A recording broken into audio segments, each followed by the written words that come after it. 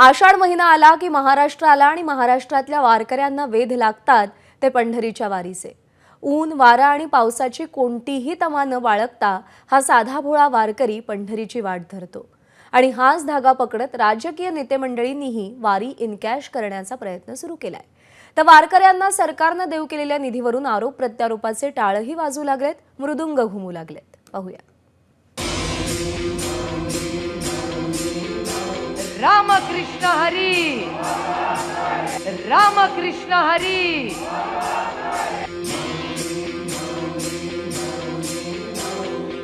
जसजशी आषाढी वारी जवळ येऊ लागलीये तसतशी वारकऱ्यांना सावळ्या विठ्ठलाची आस लागलीये। तर इकडे राजकीय नेत्यांचेही वारीतील आणि वारकऱ्यांभोवतीचे फेरे वाढू लागलेत। मनसेचे अध्यक्ष राज ठाकरे यांनी नाशिकच्या दौऱ्यावर असताना संत श्रेष्ठ निवृत्ती महाराजांची पूजा केली।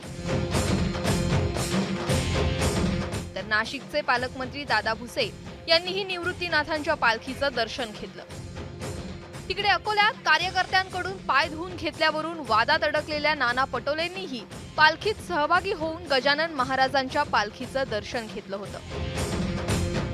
त्याचप्रमाणे नव्यानं खासदार झालेले राजाभाऊ वाजे दिंडीत सहभागी झाले तेव्हा त्यांचा वारकरी फेटा आणि तुळशीची माळ घालून सत्कार करण्यात आला। राजकीय नेते मंडळी अशा पद्धतीने वारीत सहभागी होत वारकऱ्यांमध्ये मिसळत असताना सरकारने दिंड्यांना दिलेल्या 20,000च्या निधीवरूनही वाद निर्माण झालाय।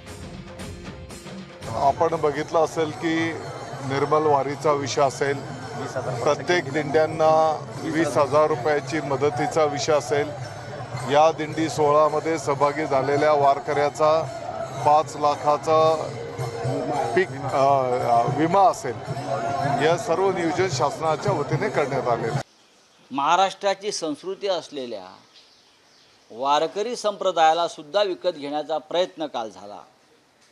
20-20 हजार रुपये आतापर्यंत तुमच्याकडे कोणी वारकऱ्यांनी मागितले होते का?